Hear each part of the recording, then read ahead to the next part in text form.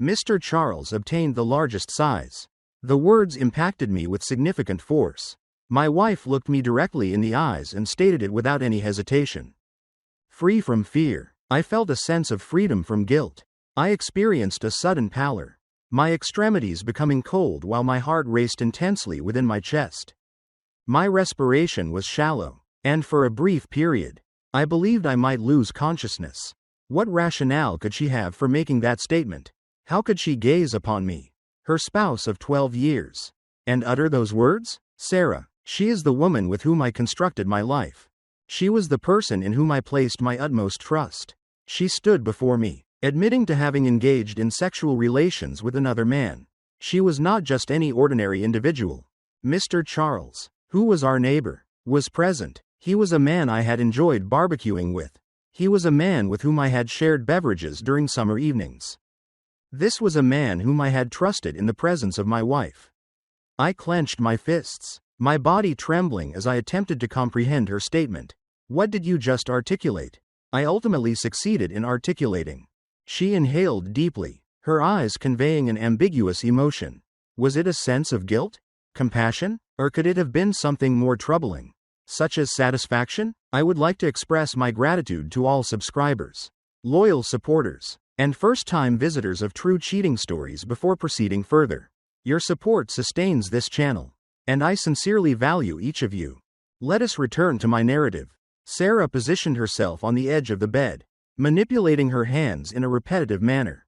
She appeared anxious, though not to the extent one might anticipate from an individual revealing such significant information. I did not intend to cause you pain, she stated, her voice scarcely audible. Congratulations, Sarah, your actions transcended mere emotional pain. They effectively severed my emotional core. I expressed my frustration vocally while pacing the room, attempting to manage the intense anger within me. She recoiled yet maintained her position. It is essential for you to comprehend a particular point. Mark, what is to be understood? Could it be that you are not being truthful? Is this person engaging in dishonest behavior? Why did you discard everything we constructed together? Desire? My voice faltered, and my emotions became increasingly unstable. She exhaled deeply, her shoulders drooping. She indicated that it encompassed more than that. I emitted a sardonic laugh. It appears that it was indeed love. Are you about to convey that information to me? She declined in agreement. Negative. It was not love. It was distinct. I gazed at her, my hands clutching the sides of my head. Distinct? What does that statement signify? She averted her gaze momentarily before finally re-establishing eye contact with me. Mark, this outcome was not my intention. I affirm. However, Mr. Charles elicited emotions in me that I have not experienced in years. I experienced a sudden internal rupture. What is the significance of this? I no longer evoke any feelings in you. Are you suggesting that? Her silence conveyed more than words could express as she bit her lip. A stark realization emerged within me. What is the duration? I inquired, my tone devoid of resonance. She acknowledged 8 months, her gaze shifting to the floor. 8 months. My wife had been unfaithful for nearly a year, and I had remained unaware. I inhaled unsteadily, attempting to prevent my hands from shaking. What were the initial circumstances that led to its inception? I ultimately inquired, despite my uncertainty regarding the desirability of the response. She exhibited hesitation, followed by a sigh. Do you recall the work trip to Chicago last summer? My stomach contorted. Indeed, that marks the beginning. I recalled that week vividly. I called her nightly. She appeared to be functioning normally. Affectionate. Indeed, I was unaware that, despite being hundreds of miles away, another individual was engaging with my wife. What is the reason, Sarah? My voice faltered due to distress. Was I insufficient? She emitted a subdued, fragmented laugh. The focus is not on you, Mark. The focus is on my personal experiences. I regarded her with incredulity. Are you now presenting yourself as the victim? She responded promptly. No, I became disoriented. I gave in to temptation. And once I passed that point, I couldn't stop myself. I suppressed the lump in my throat. What are the next steps? Sarah, what is your expectation regarding my response to this? Only, is it acceptable? She declined in agreement. Negative. I could no longer continue to deceive. I expressed a bitter laugh. What is the significance of this? Is this your method of achieving liberation? Is revealing the truth to me a means for you to alleviate your own discomfort?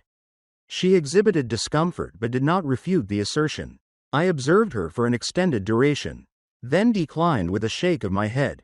Your actions have led to our downfall, Sarah. Despite my subdued voice, each word carried significant emotional weight. Her eyes filled with tears. She acknowledged, whispering. I averted my gaze, attempting to regulate my breathing. I was deep in contemplation. However, her voice continued to echo in my mind. Mr. Charles elicited the most significant sighs. That single statement had fundamentally disrupted my reality. I understood, fundamentally, that circumstances would irrevocably change. What actions would you consider if you were in my position? Would you choose to forgive or to disengage? Please provide your feedback in the comments section. Anticipate Chapter 2, The Secret Unraveled, in which I begin to synthesize the information and observe the actions of the subjects involved. Chapter 2. I previously believed that betrayal was an anticipated occurrence. There would be indications, subtle cues, alterations in behavior, a telltale expression, or some form of evidence. However, I had acted unwisely. Sarah engaged in infidelity for a duration of 8 months, during which I remained unaware. Never, as I sat alone in the bedroom, her confession resonating in my mind, I began to reflect on the past. Each moment I had overlooked, each unusual sensation I had disregarded. The truth has consistently existed. I had merely declined to acknowledge it. I was on the verge of revealing the extent of the betrayal.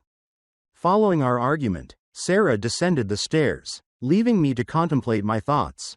I was largely unaware of the duration of my sitting. As my thoughts traversed the preceding 8 months, I reflected on the minor details. The evening she expressed fatigue. It took her longer than expected to get home from the grocery store. She did not wear the new lingerie for my benefit. Did Mr. Charles observe her in them? Did he make contact with her while I remained unaware downstairs? I tightened my jaw, and my fists clenched until my knuckles became pale. I needed to ascertain the complete truth. I retrieved my phone and reviewed Sarah's messages. I was aware of her password, which had remained unchanged. Initially, there were no notable anomalies. There were communications from peers and correspondence from professional contacts. However, I then encountered his name, Charles. I experienced a rapid heartbeat upon opening the chat. She completely erased it. However, she had overlooked one aspect, the deleted folder. I restored the messages with trembling hands. It was present. It consisted of an ongoing collection of texts that had been written over several months. I focused on the screen, my vision becoming indistinct as I examined their discussions. Last night was exceptional. I am persistently preoccupied with thoughts of you. Your impact on my emotions is significant. Sarah, no other entity is comparable. When will we have the opportunity to meet again? I already miss you. The experience that nearly induced nausea. Mark will remain unaware. He exhibits excessive trust in me. I clenched my jaw, my body trembling. She dismissed my trust with laughter. Deceived me. I continued to scroll down and observed images. Some were informal self-portraits, featuring her smiling at him and him responding with a grin. However, there were additional individuals. These entities were privately owned. These materials should remain unseen by any husband. I dropped the phone, a ball rising in my throat. What motivated her actions toward me? I had consistently treated her well. Devoted, affectionate. She discarded me as if I were insignificant. However, I had not concluded my efforts. If Sarah exhibited such recklessness, it was evident that additional factors were at play. I reviewed her location history. It was at that moment that I discovered it. A pattern has emerged. Sarah had invested considerable time at Mr. Charles's residence. Instances when she informed me of her errands. These incidents occurred during my tenure. However, what was most notable was the event tonight. She had visited his house merely 2 hours prior to her confession. Was that the reason for her eventual admission? Did she experience guilt due to her recent presence in his bed? Proof was required. Empirical evidence. I observed Charles's house from the window. The lights remained illuminated. I felt a surge of anger as I took my jacket. I needed to observe it firsthand. I needed to apprehend them. I proceeded cautiously, my heart racing as I neared Mr. Charles's residence. The blinds were partially open, allowing me to glimpse inside. The sight was breathtaking. Sarah and Charles sat on the couch, laughing heartily. They were laughing and having a good time, as if they did not completely dismantle my existence. They acted as though I didn't exist at all. I tightened my fists to the extent that my nails penetrated my palms. I intended to enter forcefully. I desired to dismantle everything. Instead, I retrieved my phone. I initiated the recording. Should Sarah believe she could deceive me? She is about to realize the extent of her error. What actions would you take in my circumstances? Should you address them now or postpone the confrontation? I remained outside Mr. Charles's residence, my phone continuing to record, my anger escalating as I observed them. Sarah, my spouse, was present, engaging in laughter with the individual with whom she had been involved for the preceding 8 months. She had just made a confession to me, however. She was now behaving as if nothing had occurred. It was as if I didn't exist at all, as if I were not disintegrating internally. My hands formed fists as I compelled myself to breathe. I could disengage, return to your residence, disregard my previous observation. However, that is not the case. I was resolute in holding them accountable. This instance is not applicable. I ascended the porch and struck the door forcefully, sufficient to rattle the frame. The laughter ceased. I perceived indistinct sounds. Then they heard footsteps. Moments later, the door opened, revealing him. Charles, a tall, muscular individual, exudes confidence while standing in his doorway. Dressed in a bathrobe, his eyes displayed recognition, followed by a slight smirk at the corner of his lips. The smirk. It seemed as though he had already achieved victory. It seemed as though I was merely a source of amusement for him. Mark, he stated nonchalantly, leaning against the doorframe. I did not anticipate encountering you here this evening. I inhaled deeply, struggling to maintain composure. What is her current location? I asserted my will, advancing past him before he could intervene. Subsequently, I observed her presence. Sarah, she sat on the couch, her complexion paling immediately upon seeing me. The guilt was evident in her eyes. However, it is insufficient. Her remorse was insufficient. Mark, she initiated, rising to her feet. I intended to return home shortly. Save it, I asserted, my hands trembling. You conveyed the truth, and I am now present to verify it personally. Her lips parted, but no words emerged. What could she articulate? I directed my attention to Charles. This is your approach, then? I expectorated. I was pretending to be friendly, but I was actually having an affair with my spouse. His smirk persisted. Events occur, he stated calmly. That concluded the matter. That constituted the entirety of his statement. Events occur, I reiterated, my voice elevating. Your actions led to the dissolution of my marriage, and your response is merely that events occur? Sarah advanced. Mark, please proceed. I directed my gaze toward her, my eyes aflame. Refrain from doing so. It is advisable to refrain from proceeding. I found it difficult to make eye contact with her. She was the woman I had loved for 12 years. She was the woman I had pledged eternity to. She stood in another man's house, having already caused me distress earlier this evening. Do you experience any feelings of guilt, Sarah? I inquired, my voice subdued, her eyes filled with tears. She affirmed quietly, however, I am uncertain. What is the matter? I interrupted. However, he was excessively proficient, excessively alluring. What is it, Sarah? She averted her gaze. The silence conveyed all necessary information. I emitted a sardonic laugh. The most unfavorable aspect is? I stated I was withdrawing. I was prepared to address this issue. I was inclined to consider it an error. There was a possibility that we could overcome it. Sarah gazed at me, her eyes reflecting anguish. Mark. However, I indicated the surroundings of the room. You conveyed the truth to me. Nevertheless, you find yourself in this position. You returned directly to him. She was unable to provide a response to that, due to the absence of any. I redirected my attention to Charles. You have prevailed. My voice has become hollow. She is entirely under your responsibility. I began to move toward the door, however. Charles felt compelled to speak once more. He called out to me. It is now evident that Mr. Charles possesses the largest size. That concluded the matter. I lost my composure. I turned and struck, my fist contacting his jaw with sufficient force that the sound reverberated throughout the room. Charles recoiled, colliding with the table and toppling a lamp. Sarah shouted while running between us, however. I remained indifferent. I allowed my anger to take control. I spent 8 months in a state of folly. No longer. What actions would you have taken? Was it appropriate to strike him? Or would it have been better to disengage? I had not previously exhibited violent behavior. I have never physically struck another individual. However, that evening marked a turning point for me. Charles's remarks, his self-satisfied expression, and Sarah's passive demeanor culminated in my frustration. My fist made contact with his jaw, causing him to stagger backward. The impact produced an echo throughout the room. The lamp fell to the floor. Sarah emitted a loud scream. For the first time since the onset of this ordeal, I experienced an emotion distinct from betrayal. I experienced satisfaction. However, the satisfaction did not last for long.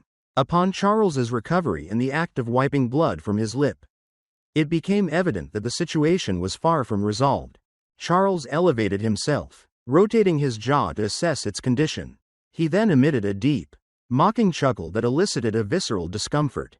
"Is that all you have, Mark?" he mocked. I was indifferent to the words. I was prepared to strike him once more. I was prepared to inflict significant harm upon his arrogant demeanor.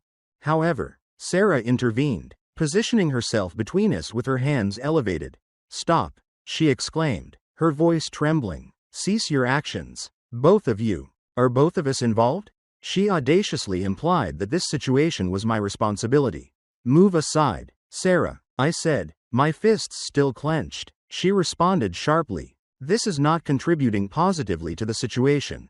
Charles cleaned his mouth once more and displayed a smirk.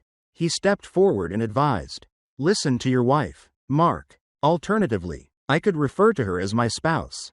Before I could respond, Sarah confronted him. "Charles, cease immediately," she commanded. At that moment, I observed a change in her expression. This was an unexpected occurrence.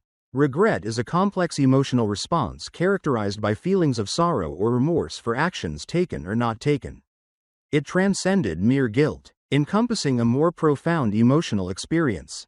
It appeared she had abruptly recognized the severity of the situation.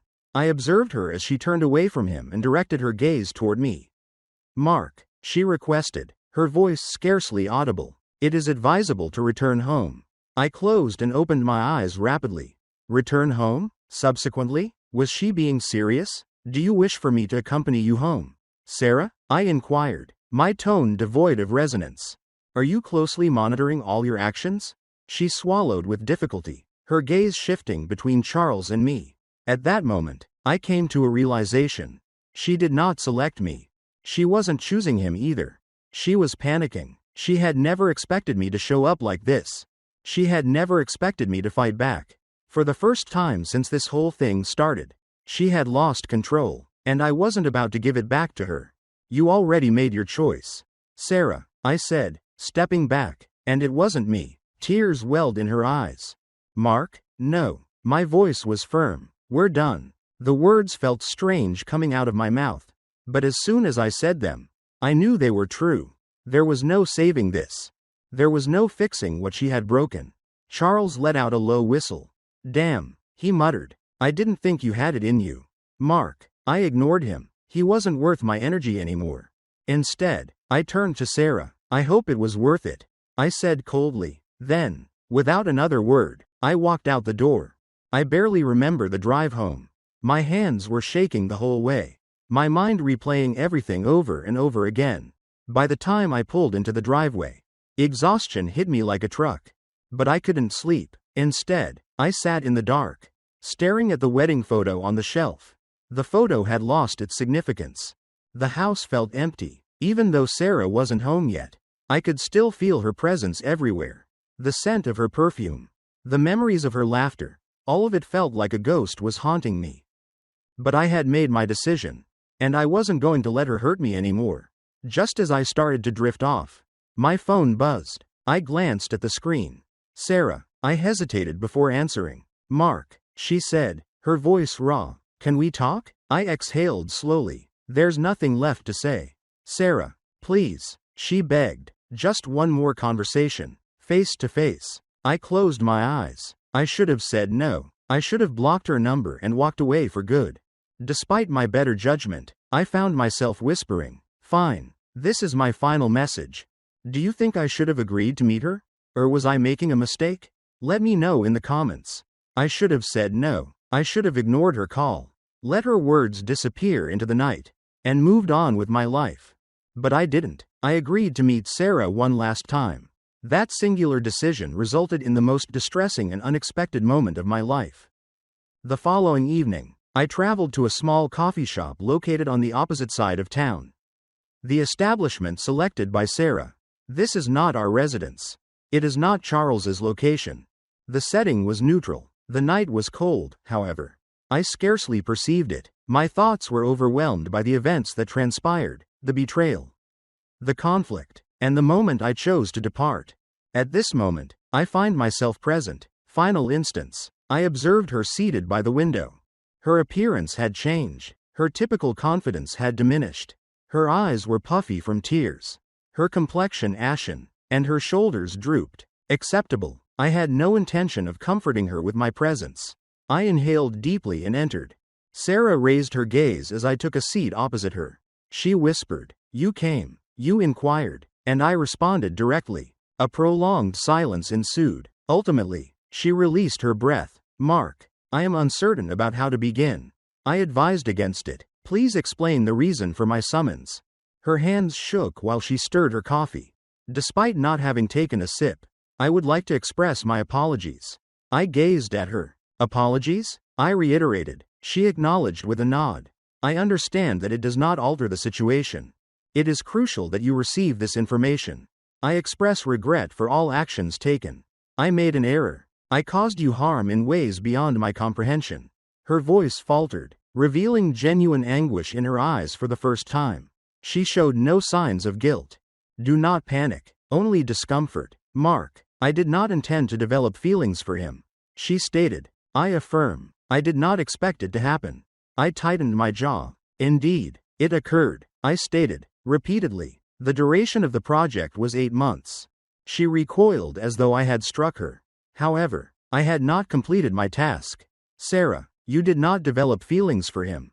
You selected him." Her lips separated, yet no utterance emerged. She acknowledged my correctness. "I do not anticipate your forgiveness," she whispered. "It is satisfactory," I stated. "I will not do so." Tears flowed down her cheeks. Thus, with difficulty, she articulated the conclusion. I observed her, the woman I had cherished for 12 years. This was the individual in whom I had placed my trust. What I observed was merely an unfamiliar individual. "Indeed," I affirmed. "This represents the culmination." Sarah wept, obscuring her face with her hands. However, I experienced no sensation, no compassion. There was no sadness present. There is only a feeling of comfort and ease. I rose, retracting my chair. "Farewell, Sarah." Consequently, I exited the coffee shop, leaving her life permanently. 6 months have elapsed since that night. The divorce was challenging, however. I persevered. I relocated, commenced the process of reconstructing my life, and acquired the ability to experience happiness once more. Regarding Sarah, according to the latest information, the situation with Charles was not resolved favorably. She experienced a total loss: her marriage, her reputation, and her alleged lover. Some may refer to that as karma. I refer to it as justice. Ultimately, I gained something significantly more valuable than revenge. I departed unencumbered. Trust resembles glass. Once fractured, it cannot be restored to its original state. Certain errors entail consequences that extend beyond a mere apology. Appreciate your current possessions prior to their potential loss.